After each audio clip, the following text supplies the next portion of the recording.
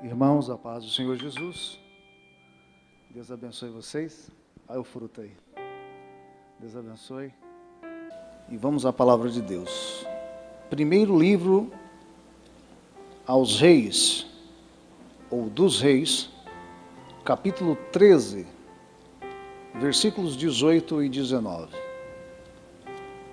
Louvo a Deus pela vida, louvo a Deus pela família. Estamos passando aí uma fase em que precisamos ser fortes, né? Os irmãos estão intercedendo por nós. 1 Reis, capítulo 13, versículos 18 e 19. E desde já eu agradeço aos irmãos pela oração, pelo apoio. Não é fácil, né? Mas a nossa vida, ela precisa de manutenção.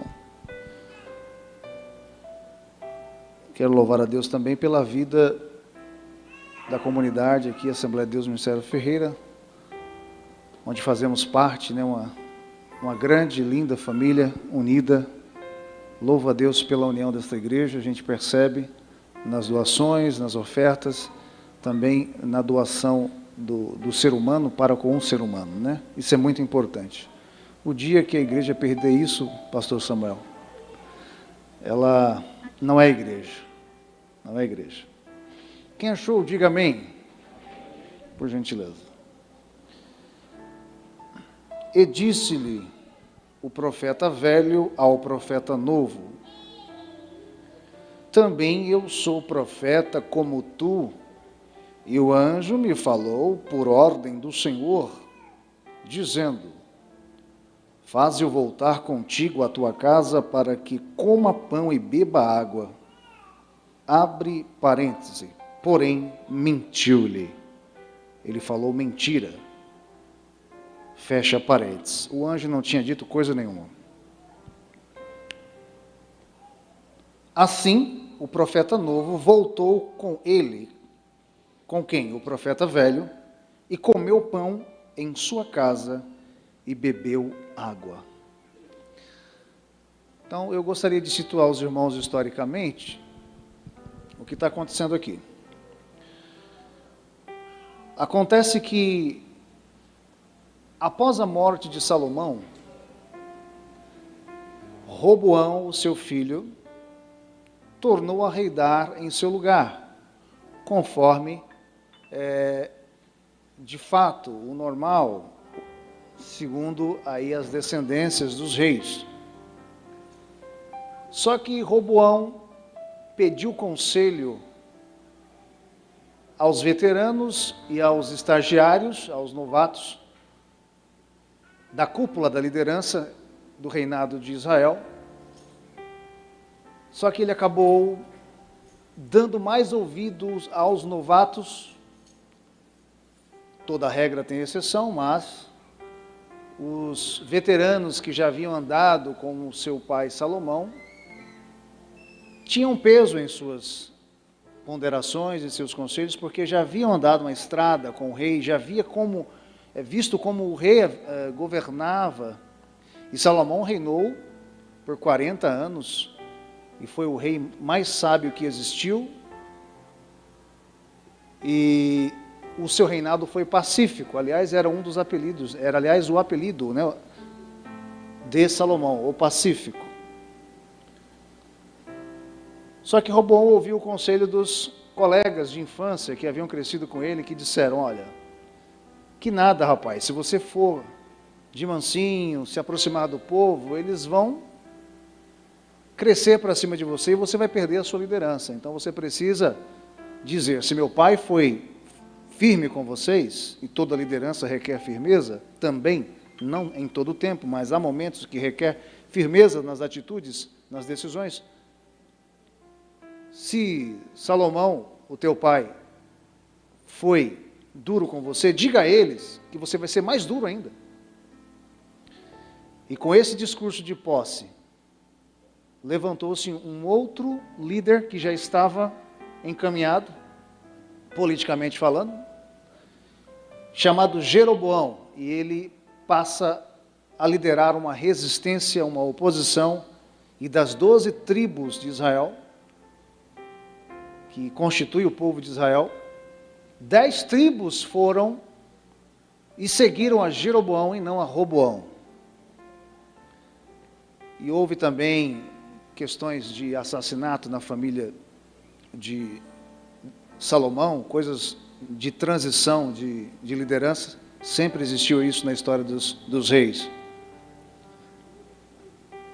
Bom, de sorte que o reino sul, Judá, ficou apenas com as mais expressivas tribos, sim, fiéis à casa de Davi, Judá e Benjamim, mas o reino norte ficou com as outras, com as demais, com Dan, com Naftali e tantas outras tribos que compõem as 12 tribos. Nesse caso, as 10 tribos do norte.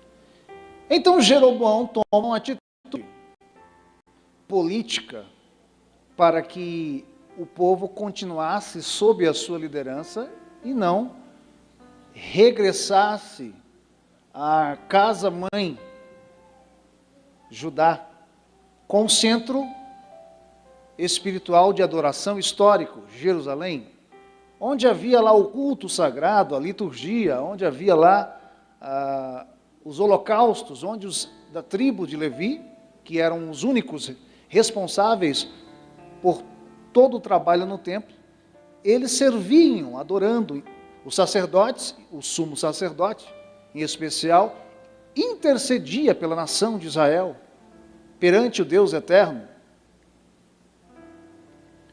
E os irmãos conhecem a história de Israel, a história hebraica, nas nossas escolas bíblicas, e no curso de teologia, e nas ministrações que aqui são feitas por tantos pastores que aqui ministram aos senhores.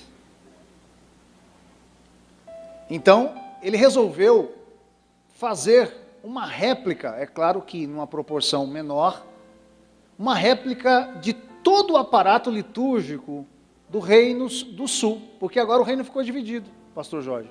Reino norte, reino sul. 10 tribos no norte, 2 tribos no sul. Jerusalém, capital espiritual e também política, do sul, e ele colocou agora Betel, casa de adoração, casa de demandas políticas. Só que ele não fez só isso. Ele levanta sacerdotes, sumos sacerdotes, levitas, não da tribo de Levi. E olha que a tribo de Levi foi com ele, porque só ficou Benjamim e Judá. Foi um disparate, foi uma afronta. Tanto é que ele tinha medo de deixar com que o povo adorasse, segundo o calendário hebraico, em Jerusalém, no Reino do Sul, porque havia descontentamento. E esse ato político, ensandecido, de um líder que não tem parâmetro, ele acabou refletindo a própria decisão também de Jeroboão, aliás, de Roboão, porque são 2 nomes próximos. Reino do Norte, Jeroboão, Reino Sul, Roboão. Então, quer dizer, os 2 reis não davam por um. Não se valiam por um. Tanto é que o rei Jeroboão, do Reino Norte, foi considerado o pior rei da história de Israel por conta desses fatos. Contudo, ele pega pessoas de todas as tribos, menos de Levi, pessoas que não tinham nem vocação para o sacerdócio, e põe lá. O pessoal não lavava a mão direito, o pessoal não tinha vocação. A pior coisa na nossa vida é fazer aquilo que a gente não tem vocação para fazer. Seja na área espiritual, seja na área política, das relações sociais, dentro da igreja, que o ministério também, fora a questão de espiritualidade, é uma política. E aí a gente fala também de política partidária, e aí vai. Acontece que Deus já estava, o Eterno, ele estava irado. Ele levanta um profeta do reino sul de Judá, da tribo e das terras de Judá, que ficaram no sul, e dá a instrução, ou instruções àquele profeta, que é um profeta anônimo. A Bíblia menciona-o com o título de o profeta novo. Você vai até Betel, você vai até o centro político e espiritual alternativo de Israel, porque aí o reino do norte chamou-se, até hoje, né, na história bíblica, é chamado de reino de Israel, o reino do sul, o reino de Judá, mas na verdade seria todo Israel. Você vai até ele e vai falar assim: isso não me agrada, estou irado, minha ira será depositada sobre vocês, vocês serão levados cativos. E na história eles foram levados cativos. E como prova disso, de que eu estou falando, vai haver uma rachadura neste altar. As cinzas vão cair. E sobre esse altar, esses sacerdotes e sumos sacerdotes, fabricados, forjados, serão sacrificados pelos inimigos.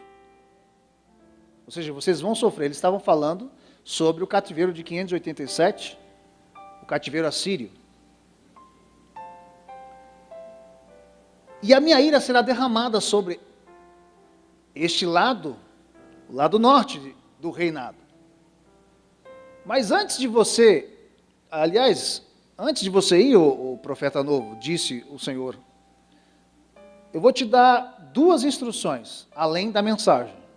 Primeiro, você não vai voltar pelo mesmo caminho que você for, e você não vai comer nem beber naquela terra.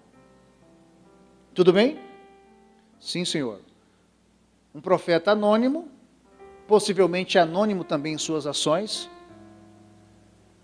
Eu quero acreditar que o Senhor não chamou alguém que já tivesse uma aclamação profética em todo o reino sul. Não. Eu quero acreditar que Ele chamou um profeta, como de repente você está em algum lugar, alguém que nunca te viu, você não conhece, não tem nem página no Instagram, no Facebook, mal dá glória a Deus na igreja, coitado, às vezes não consegue vir todo dia.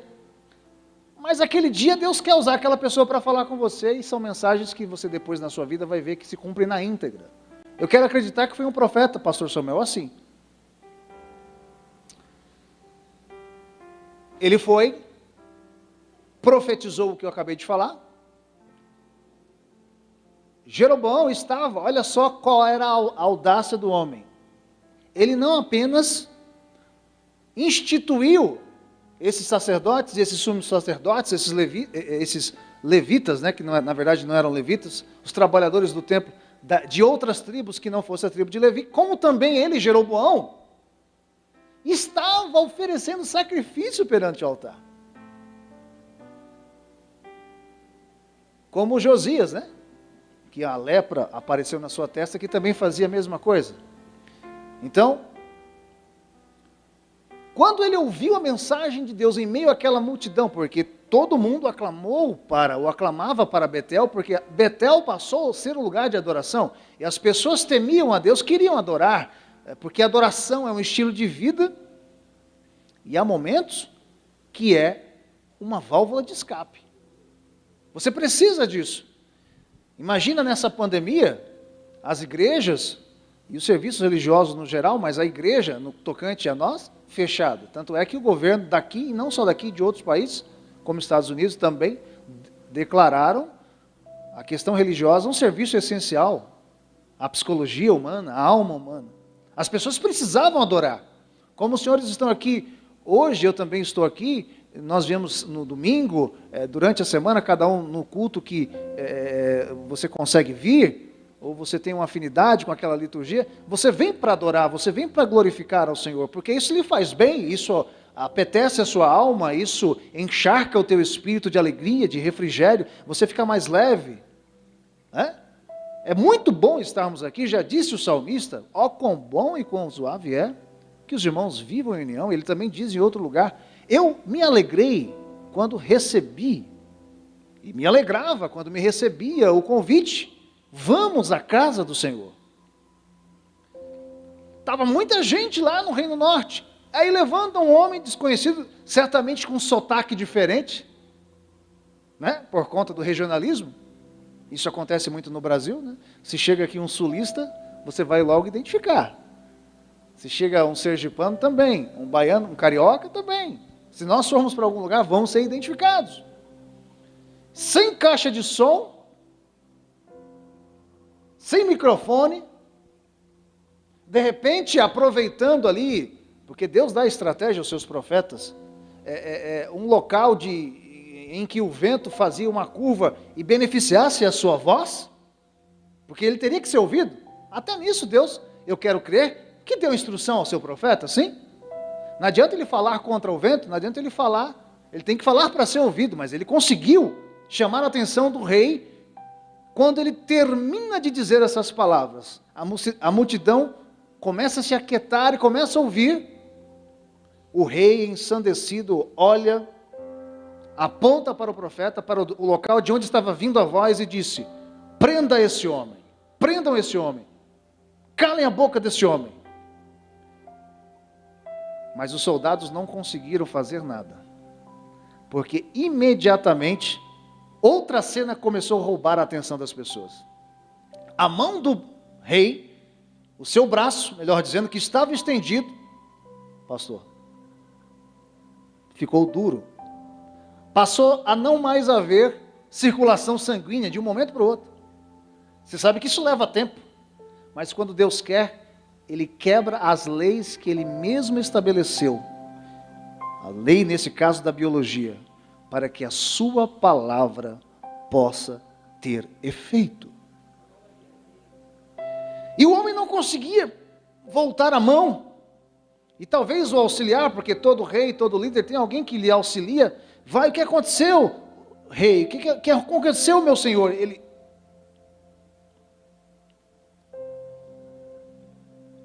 Eu não conseguindo voltar a minha mão. A cena foi roubada. Os soldados não conseguiram colocar a mão no profeta, pelo menos o texto não diz isso. E logo que isso aconteceu, rachou-se o altar, como a profecia tinha acabado de dizer minutos antes. As cinzas caíram, e o profeta disse, como prova de que foi Deus que falou e mandou eu dizer, eu andei lá do sul, vim de jegue, vim de carroça, não sei qual era o meio de transporte naquela época, certamente cavalo. Eu vim para falar. E quando o rei percebeu as cinzas caindo de um altar de bronze, porque ele fez uma réplica, imagina um altar de bronze rachar. Talvez rachou porque era réplica, né? Mas o poder de Deus não pode ser descartado aí nesse momento. Ele percebeu, opa, olhou para os soldados, eles estáticos, talvez o episódio da rachadura do local ali, do sacrifício, do altar, talvez esse fato também fez com que os soldados, pastor Xavier, temessem. Espera aí.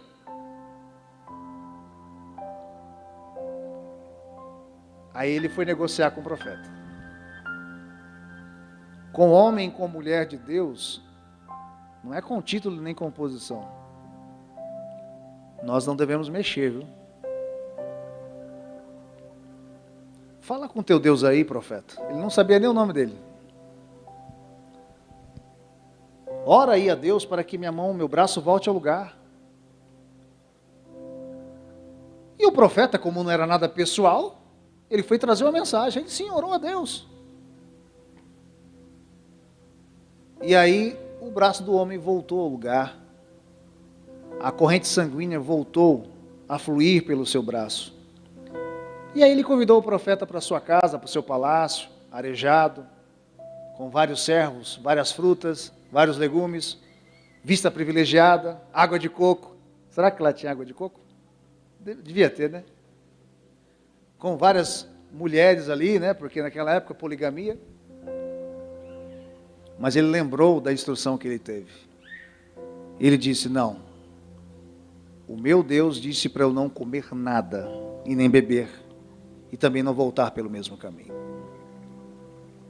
E ele pega um caminho diferente e vai embora.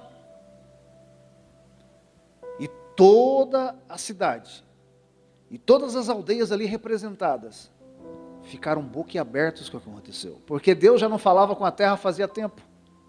Os profetas profetizavam coisas que o rei queria ouvir, com medo de perder a vida. Mas na cidade, estavam lá alguns meninos, quer para adorar, quer para somar a multidão, ou até para fazer algazarra, não? A juventude quer brincar, viver livre e solto, né, pastor Gito? Chegaram em casa, tinha um pai velho, talvez com as vistas não muito boas, talvez segurando um cajado, muito comum naquela época, cuidando das suas galinhas, vamos pensar assim? Aquela vida interiorana, Eu gostava muito quando ia ministrar, na época que eu dava palestra pelo Brasil, no interior. Eu fui numa cidade, né, até o pastor Jorge tinha pastoreado a igreja lá, não sabia. Bonita, né? Qual é o nome da cidade lá? Maduri? Manduri. Coisa linda, né, rapaz? Cidade de Deus. Cuidando dos animais, ordenando os servos fazerem alguma coisa, os filhos estavam fora, família com saúde, o homem estava aposentado, o homem era velho, também já havia sido profeta, e resolveu ouvir a voz de Jeroboão, ou não, de repente ele não tinha opção, Jeroboão levou as 10 tribos, ele morava lá e não quis mudar. Não vamos julgar o homem velho, mas fato é que ele estava aposentado, estava tranquilo, estava cômodo para ele. Guarde essa palavra, estava cômodo para ele. Ô pai, os meninos, pai, o senhor não sabe o que aconteceu. Não está aposentado, em casa, qualquer coisa, notícia, né? O que foi? Eu até ministrei não exatamente como eu estou falando, mas na nossa escola ali onde a gente trabalha, tem uma capelania e nós temos meditação todo dia, né? E aí tem alguns pastores que trabalham, uns 3, 4 pastores, e a gente reveza na ministração para os professores. Eu falei essa passagem. Aí meu filho chega em casa e fala: pai, você não vai entender, pai, eu sou fera, pai, vem cá, aconteceu isso, aí começa a contar. Eu fico: tá bom, filho, tá. Conta as novidades aí, vai lá e conta. Então o menino chegaram os meninos, a Bíblia diz que é no plural. Aí contaram: olha, Jeroboão, com seus auxiliares, rodeado por seus soldados, e ele tinha muito mais motivo para temer, porque ele estava em desobediência, estava pronto para oferecer o sacrifício. O senhor sabe, né, pai? Porque sacerdote é quem faz sacrifício, mas o nosso rei, ele quer fazer o sacrifício. Lembra que o senhor falou comigo? O senhor não concorda muito com isso? Mas o senhor não pode fazer mais nada porque o senhor está aposentado? Lembra, meu filho? Mas chegou um homem, pai, homem valente. Vai ver que ele era até baixinho, né? Que dizem que todo baixinho é valente. Pastor Xavier? Glória a Deus. Brincadeiras faz parte um pouquinho para a gente dar uma relaxada. Após um dia de trabalho, né, todo mundo trabalhou, cansado, né? Mas o homem era valente. Levantou a voz, ficou até vermelho, pulando, falou alto. Todo mundo ficou quieto, pai. Trouxe uma profecia. Pai, olha, a história que o senhor conta para mim, talvez os meninos não fossem nem vivos na época que o velho era profeta. Eu sei que Deus foi com o senhor, que o senhor falava e se cumpria, mas esse profeta, pai, não deu 2, 3 minutos, se cumpriu a profecia. Ele falou que ia rachar lá o altar de bronze, pai. Rachou o altar, falou que as cinzas iam cair, as cinzas caíram, pai. E o que ele falou, meu filho? Falou que Deus vai estar irado contra a nossa nação. E quem sabe o temor de Deus não caiu no coração daquele profeta naquele momento, né? Mas fazer o quê? Ele estava aposentado. Ele estava acomodado. Estava cômoda aquela vida para ele. E sabe mais, pai, o que aconteceu? O rei tentou mandar prendê-lo, levantou a mão apontando para onde vinha a voz, e depois a mão dele não voltou, o braço não voltou para o lugar, e rachou lá o altar, os soldados ficaram de boca aberta, tremendo, ninguém pegou, colocou a mão no homem. O rei teve que tentar se retratar com o profeta orou a Deus, pai, e a mão do homem voltou ao lugar. Eu nunca vi um negócio desse, pai. Quem sabe o velho profeta, em alguns minutos, não passou um flash na cabeça dele, dos momentos que ele levantava para profetizar. Dos momentos que Deus falava com ele por sonho, por revelação, ou até por uma voz. E ele entregava a mensagem e ela se cumpria.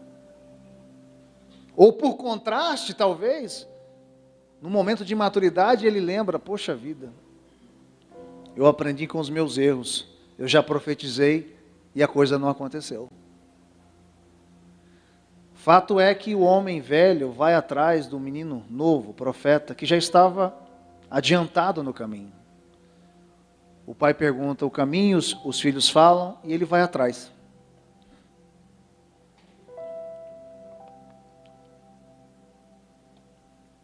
Chegando no local, olha como Deus conhece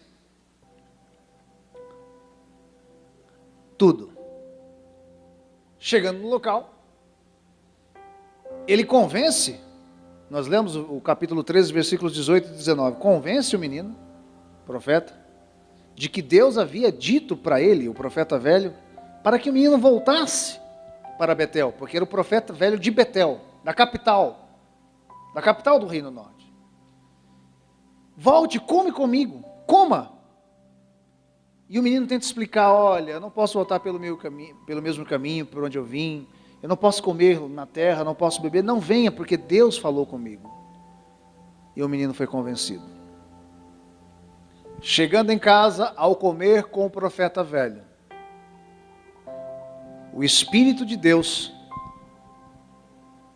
tira aquele homem embora por alguns minutos de sua aposentadoria, após a refeição, e o velho começa a profetizar. Assim diz o Senhor, porque você não ouviu a minha voz, porque você voltou pelo mesmo caminho, porque você comeu na terra que não era para comer, bebeu na terra que não era para beber. Você não será sepultado com seus pais. Que coisa, hein? Em outras palavras, você não vai cruzar a fronteira vivo. O menino certamente temeu. Certamente o temor de Deus no coração dos dois foi muito forte, pastor Samuel. A crise de consciência do profeta velho, que tinha experiência quando Deus falava, porque quando nós começamos a profetizar cedo, a gente não tem muito discernimento. A gente acha uma coisa, e de repente viu o que aconteceu, você fala, poxa vida, eu poderia ter falado aquilo. Também profetiza coisas às vezes que não acontecem. Mas quando você vai maturando, é impressionante como você tem certeza que Deus te disse algo.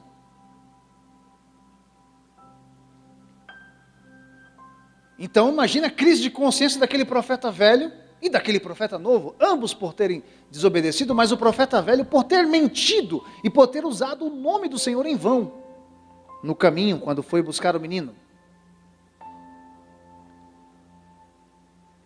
Passaram-se, a Bíblia não diz se foram dias, horas, ou 1 ou 2 dias, veio a notícia, certamente não seus filhos, Pelo que eu me lembro aqui, os filhos não estavam nesse episódio.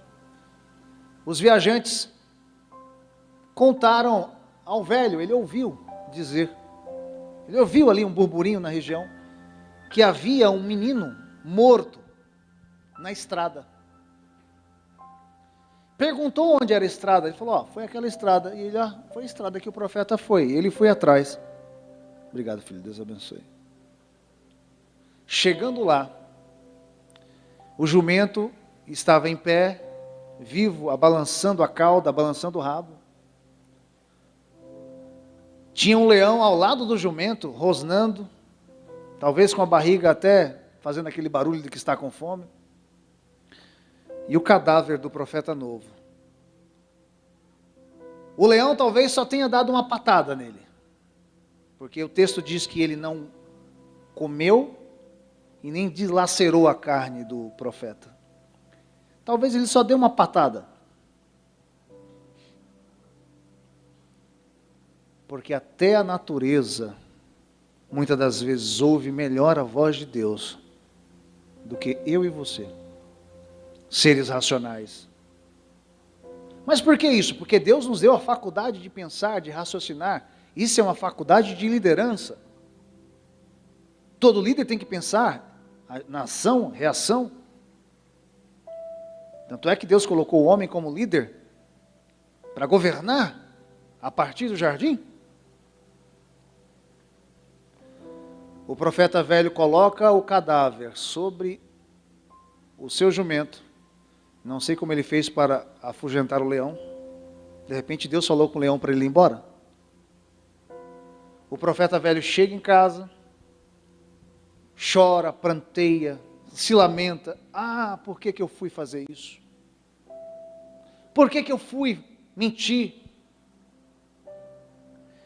Certamente esse menino era homem de Deus.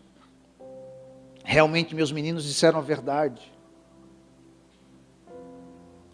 Fez todos os preparativos e o profeta novo foi sepultado no sepulcro da família do profeta velho. E o profeta velho disse: quando eu morrer, me coloque no mesmo lugar. Como se fosse uma paga que ele quisesse dar, tentando se redimir de algo que não podia mais voltar. Uma palavra lançada, uma pedra ou uma flecha jogada, não volta mais.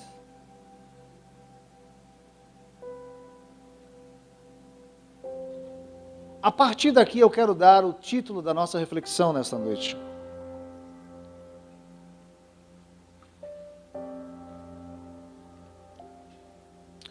O título da nossa reflexão é esse: o perigo da comodidade. Muitas pessoas abordam essa passagem, falando da desobediência, sim, do profeta novo, falando do cumprimento, sim, fiel das profecias, falando do temor a Deus, do cumprimento das profecias, até mesmo que a pessoa paga com a vida, e a gente vê isso hoje em dia também, talvez não com tanta frequência. Mas eu estava pensando em uma das minhas meditações, semana passada, li sobre o reinado, Salomão, aí cheguei aqui nessa passagem, a morte de Davi, e o que me chamou a atenção foi esse velho. Quando eu estava lendo, irmão, é como se eu visse o velho em casa, numa rede, achando que a sua vida já tivesse acabado, que o seu ofício já não valeria mais. Ele estava na comodidade. E talvez se ele tivesse na ativa, ele não teria tomado essa atitude. Então eu quero agora com os senhores meditar em 3 tópicos, nesses 20 minutos que me restam,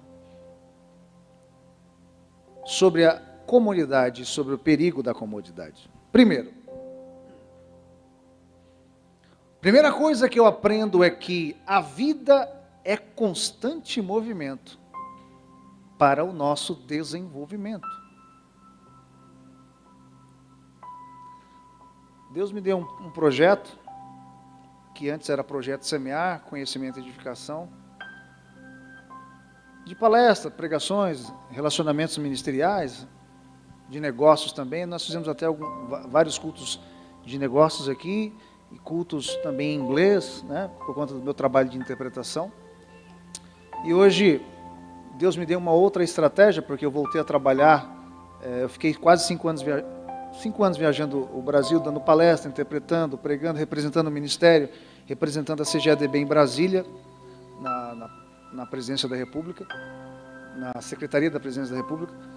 E depois eu me cansei de tanto viajar longe da minha família, e voltei, já era formado, voltei aos bancos da docência. Inclusive o pastor está se formando, né? Vai dar aula, hein? Termina lá para dar aula. Tá certo. E eu falei, poxa vida, eu não posso mais viajar, não posso mais correr. O que eu vou fazer? Ainda antes da pandemia, Deus me deu uma estratégia. Aí eu busquei o nome, até fiz enfim, abri para que alguém me desse dica, e Deus me deu o nome, Você em Foco, conhecimento, desenvolvendo pessoas. Mudei o nome. E para não terminar, para não ficar parado, para estar em movimento, para promover o reino de Deus, com conhecimento que edifica, para expandir o seu reino. De fato que nós não podemos nos acovardar, nós não podemos nos acomodar, nós não podemos simplesmente viver de sombra e água fresca, embora isso seja um sonho de consumo de todos. Porque quando você descansa demais, você cansa de descansar. Nessa pandemia a gente percebeu isso, nos momentos de quarentena. Eu vou recorrer mais uma vez, eu falei isso aí de manhã, ao que disse, imagino que seja Jó, não me lembro agora, o livro de Jó diz que o homem, a mulher, o ser humano nasceu para o trabalho, assim como o fogo precisa do ar para ter a sua combustão, para ser fogo. Nós temos que trabalhar, nós temos que estar em movimento. Agora eu vou perpassar alguns assuntos na questão da vida social, pessoal. As pessoas acumulam enfermidades, sejam elas quais foram, quais sejam as idades. Estou falando com um público bem eclético, a igreja é sempre um público eclético, pessoas novas, pessoas velhas, mais experientes. Mas muitas das vezes a pessoa tem certas enfermidades que não deveria ter, ou para aquela idade não deveria ter, por conta da falta de movimentar o seu corpo literalmente, de ir para uma academia, de fazer uma academia em casa, porque até com esses bancos você consegue fazer academia com a cadeira, ginástica laboral. Isso é bom para a mente, bom para o corpo, bom para a sua saúde. Você vai ficar inteira, vai ter ânimo, vai ter disposição. Vai ter disposição para a sua esposa, para o seu esposo, se é que vocês me entendem. Vai ter disposição para os filhos, para o trabalho. Vai ter disposição para cumprir a sua vocação, para cumprir o seu chamado. Porque para Deus não existe vida secular e nem vida espiritual. Existe vida. E aí? A pergunta você já sabe qual é. Como está a sua vida e a minha vida? Esse ano passado trabalhei bastante. Aliás, tem quase 4 anos que eu trabalho bastante, 12 horas por dia. Me ausentei de muita coisa, mas foi um momento que eu preciso ainda. Tinha e tenho algumas metas. Esse ano talvez eu fique um pouco mais livre, nem tanto. Mas nós não podemos ficar parados. Isso é para mim também.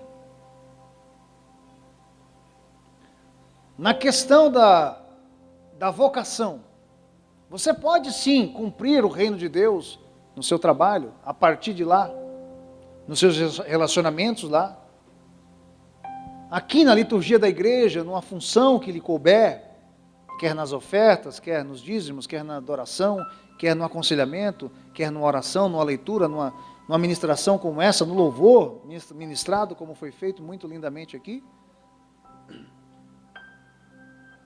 O profeta velho estava parado, estava acomodado.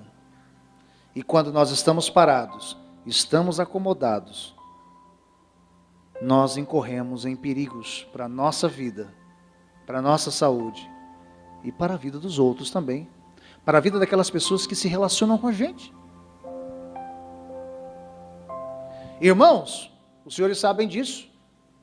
Só quero lembrar que a vida cristã não apenas é oração, porque oração também é vida, não é o ato de dobrar o joelho em si. Isso é apenas uma mera formalidade. A vida cristã não é só glórias e aleluias, porque a Bíblia diz que a natureza louva a Deus, muitas vezes sem linguagem, sem fala. Quando você cuida de você no seu aspecto psicológico, no seu corpo, não estou falando de luxúria, entendem? Não estou falando de sedução, que é algo mais particular para as suas vidas legalizadas, nossa vida legalizada. Mas quando nós não cuidamos do templo do Espírito Santo, você acha que você está agradando a Deus?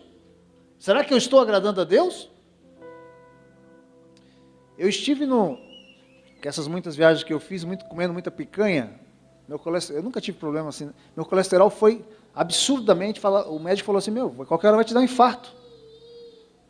Eu vim do médico ontem pela manhã, segunda foi ontem, né?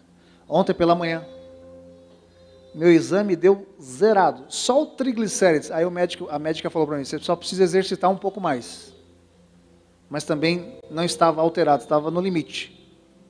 Mas eu estava desregulado, até querendo ficar diabético. Foi quando eu aboli o açúcar da minha vida. Graças a Deus. Não tenho mais nada.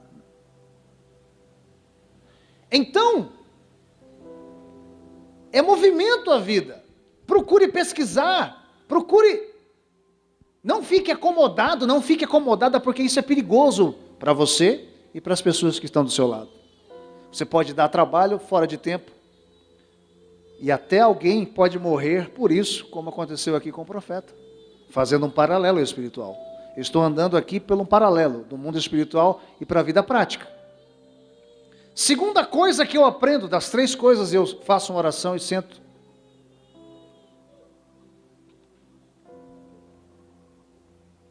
É que essa aqui, como diz o pessoal aí, essa é forte. Vou falar até com... Isso é forte. Segunda coisa que eu aprendo, nossa experiência, ou o conjunto delas, não anula a nossa essência. Eu vou repetir, a nossa experiência de vida naquilo que nos propomos a fazer acumulada, e aí a gente entende que a gente já rodou um certo tempo para acumulá-la, certo? Não é um acúmulo de teoria, é um acúmulo de vivência e teoria. Essa nossa experiência não anula a nossa essência. Primeira pergunta que o filósofo faz, aliás, Sócrates foi o que quebrou o paradigma da filosofia, o paradigma da filosofia voltada à natureza. Ele colocou o homem no centro. A natureza voltada mais para a humanidade. É aquela pergunta muito recorrente na filosofia. Quem sou eu? Ah, pastor, eu sou imagem e semelhança de Deus, sim. Eu sou serva de Deus, sim. Sou cantora, sim. Sou músico, sim. Musicista, sou obreiro, diácono, pastor, sou evangelista, sim. Sou um bom esposo? Claro. Sou uma boa esposa? Sou um filho que procura obedecer? Um bom filho? Sim. Um bom cidadão? Não, essa não é a pergunta. Ou pelo menos não é a resposta. realmente você é. Você se conhece? Quando eu passei a congregar aqui, que aliás foi uma das melhores coisas que me aconteceu, eu disse isso esses dias, minha filha também diz isso. Nós evoluímos bastante em todos os sentidos, graças a Deus, a convivência com os irmãos, a palavra sadia que vem daqui.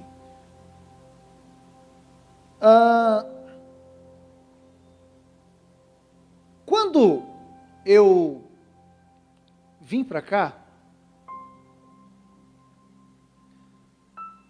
a minha vida não estava tão bem. Mas, quando eu passei a fazer a pergunta, quem sou eu? Eu preciso melhorar. Possíveis respostas começaram a vir a mim. E essa pergunta, que enseja esse tópico número 2, ela vem muito a calhar, como diz o português. Você sabe realmente quem você é? Quando eu vim para cá, as irmãs abraçaram a minha família e me deram um livro de presente. Ponto fraco, né? Calcanhar de Aquiles. Foi a cunhada do pastor Levi. Assumiu o discipulado. Como lidar com pessoas difíceis? Aí vai falar sobre as personalidades. E eu comecei a olhar aquilo como um espelho para mim. Fui estudar sobre o assunto. Para além do fleumático, do sanguíneo que a gente vê na teologia, que hoje a teoria já mudou um pouco em termos de conhecimento sobre isso. Nós precisamos nos conhecer melhor. O nosso estado psicológico, psíquico. Será que toda a experiência que tivemos não justifica ou justifica o estado que eu me encontro hoje? Abre e fecha aspas, aposentado, não estou falando do INSS, aposentado da função, de canto na vida, porque chega um momento que você quer ficar tranquilo, né? Talvez a sua alma esteja ferida, esteja machucada, esteja doente, não importa o terno que você veste, não importa o vestido que você usa, e você precisa entender, e eu preciso entender, que há um grande perigo quando você e eu se acomoda. Quer um conselho? O Espírito de Deus está falando, está me dando essa orientação. Vai orar? Sim. Faça novos amigos. Não esqueça dos antigos. Faça novos amigos. Pesquise outros assuntos para a sua conversa ser mais agradável. Desculpa falar, isso é para mim também, tá? Às vezes a gente é um pouco chato. Tem momento que a gente não se aguenta, né? Vira o disco, né? Seja mais agradável. Isso é semeadura. Sinceramente, não é demagogia, não. Não é. Senão eu nem falaria. Eu tive um prazer em ficar com a minha sogra ontem. Você conhece ela, né? Uma mulher muito agradável, agradabilíssima. Há pessoas que você ajuda por obrigação, por dever. Mas há pessoas que você ajuda com prazer. Deus quer que você, que nós sejamos melhores seres humanos. E isso não se resume só a conhecer a Deus, mas conhecer a você mesmo, porque Deus te conhece, mas você não se conhece.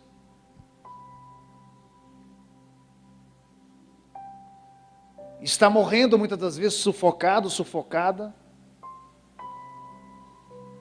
E isso pode trazer perigo a você, aos seus entes queridos.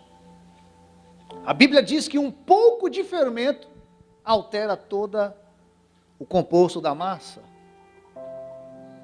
do bolo. Eu trabalhei como servente de pedreiro também.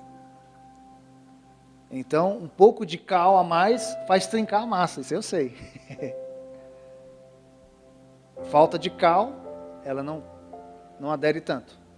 Tem que ser certo, né, pastor Jorge? Qualquer coisa, o senhor me corrige aí, me chama ali depois. Nossa experiência não anula nossa essência. Seja espiritual, seja espiritualista, mas seja humano, seja humanista, não na questão, estou falando aqui, advogando a questão ideológica, que é a questão para outro assunto. Última coisa que eu aprendo aqui, com o estado letárgico, o estado, como eu colocaria aqui, o estado de aposentadoria do profeta velho. Isso aqui eu ouvi do pastor, que é um dos nossos pastores, e eu nunca esqueci, nunca, e nunca vou esquecer isso. Certamente ele ouviu de outra pessoa, porque, como diz a linguística, os sons e as ideias são sempre aproveitadas. Pastor Reginaldo Cavalcante. Uma pessoa que eu também admiro.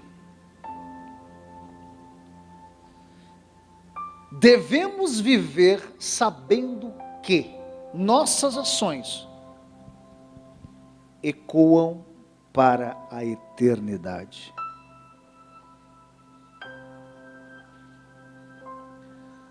Eu fico imaginando aqui comigo, pastor Samuel, pastor Jair está lá no fundo. Eu fico imaginando aqui os netos do profeta novo. A senhora é vó, sabe disso. E eu estou começando a quase entender isso aí. Não chegou a minha vez ainda, espero que não chegue agora. Mas estou começando a quase entender que a avó tem um coração que ama, parece que dobrado, né? E o neto também parece que tem um apego mais ao avô do que ao pai, né? A mãe. Mas eu fico tentando imaginar os netos do profeta novo, ouvindo nas rodas de conversa, isso aí é o neto do profeta fulano de tal, aquele que profetizou contra o rei Jeroboão. O povo foi cativo por causa da profecia desse profeta, para que o povo, a nação voltasse a adorar ao verdadeiro Deus, não se prostituísse mais. E o neto ou os netos do profeta novo tentando imaginar, tentando fazer um sketch, um esboço de como seria a face do seu avô. Ele era novo quando saiu de Judá, certamente não teria netos, talvez filhos.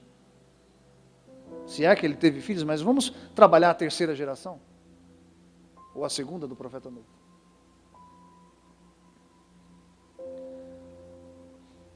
E ele tentando imaginar, e não consegue vir a memória do seu avô em sua mente, porque ela não existe, eles não tiveram contato.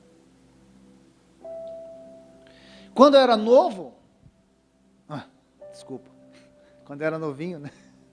Nossa, que gafe, hein? Minha velha avó que me pegou para criar com 57 anos de idade, e eu tinha 1 mês de idade, ela contava umas histórias, e eu ficava pedindo para ela contar outras, que ela tinha um arcabouço imenso de história do Nordeste, que morou na Amazônia e tal, perigo com onça, e ela tinha umas histórias que ela contava, né? Acontece também, né? As pessoas que tiveram aí, avô, mãe, pai, minha barriga gelava, a gente ficava na noite calorenta, pastor Samuel, lá de fora, e a gente contando história, ouvindo, né? Porque a gente era novo. Ela aposentada, eu não trabalhava, era adolescente, ficava até 1, 2 horas, 3 da manhã, vamos dormir, menino, né, pastor? Ouvindo aquelas histórias, como é bom ter vô, como é bom ter vó. Mas o legado daquele profeta novo foi tolhido, foi impedido por conta de uma atitude de desobediência de um profeta velho, que obviamente também deu a consequência da desobediência do profeta novo. Mas por quê? Porque esse profeta velho estava tão acomodado, que ele não estava mais sensível. Eu não vou dizer nem a voz de Deus, mas ele não estava mais sensível à voz da sua própria consciência. E é tão perigoso quando o exército vai para a batalha e o rei fica olhando pela varanda e observando a paisagem. É tão perigoso. Sabe o que aconteceu com Davi?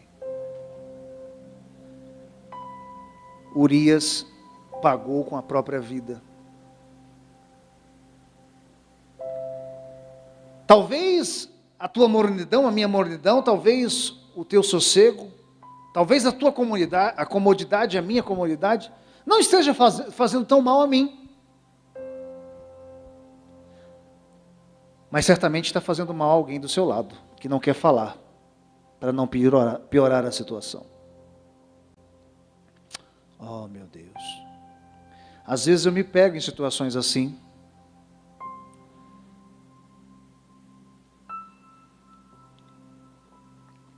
E eu logo tento lutar contra isso, porque eu tenho um dever moral, como servo de Deus, como marido, como pai,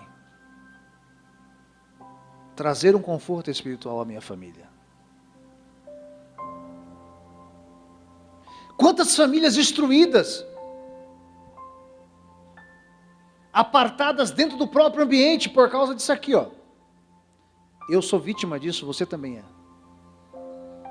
Mas nós temos que ter controle e entender que a nossa vida é ação constante. Já disse o profeta Miqueias, o nosso descanso não é aqui.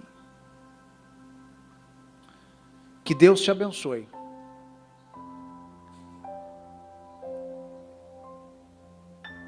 Eu não sei se vocês podem levantar. Pode levantar? Pode. Por favor, vamos ficar um pouquinho em pé, 1 hora sentado.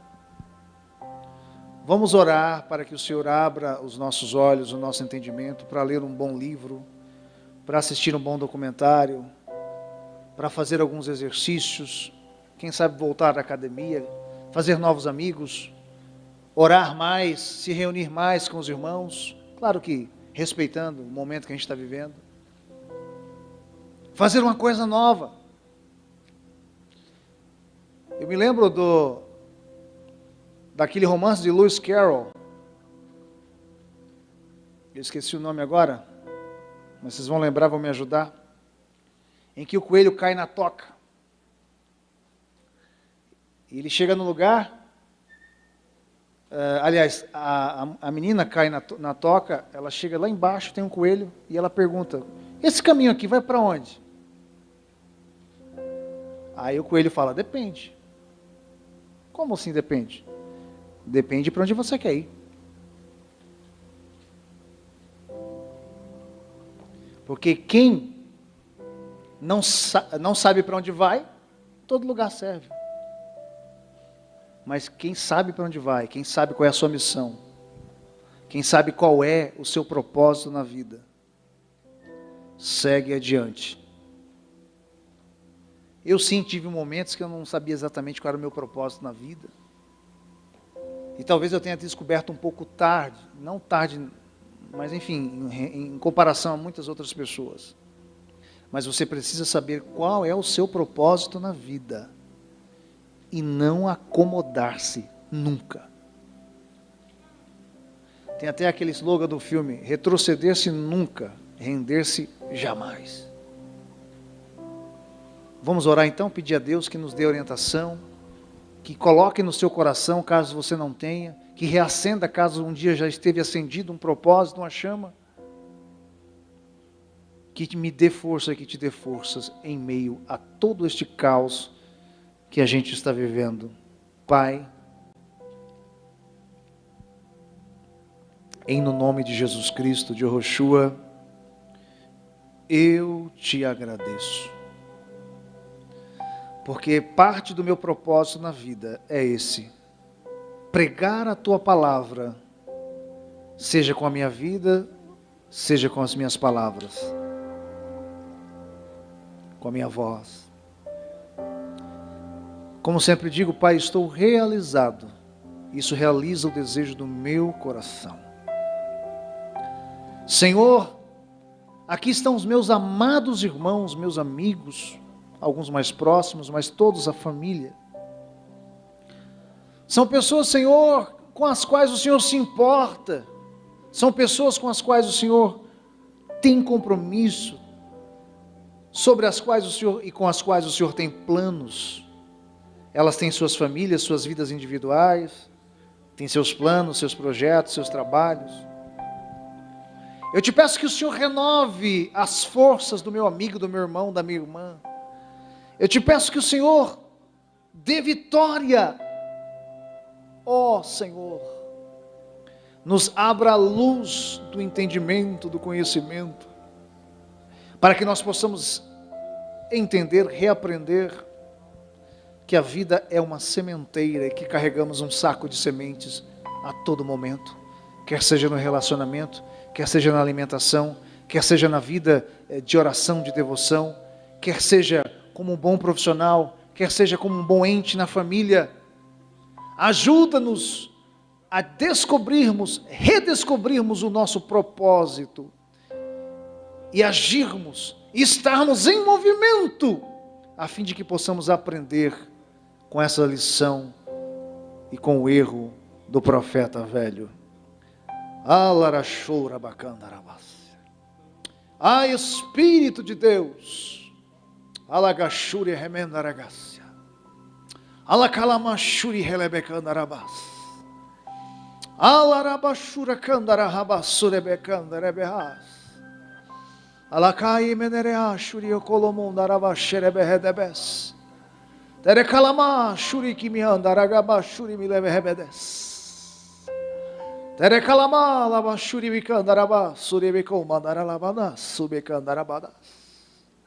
Que teu Espírito nos renove, que teu Espírito alegre os nossos corações, que o teu Espírito lance fora todo o medo de dentro de nosso coração, que possamos seguir adiante.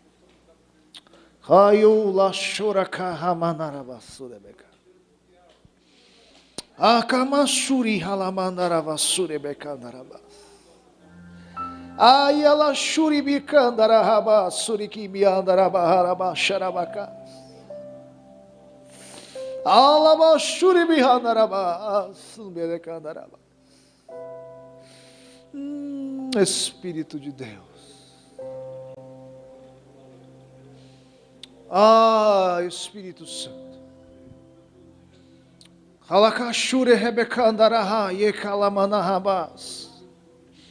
Eu sinto uma garoa do Espírito aqui.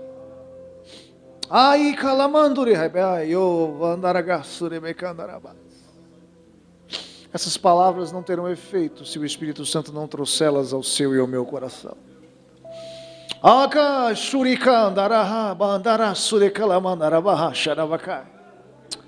Kandi soroko emianda kayo lomonda rebesia. Kayo shore meanda raha imedere bakanda rabas.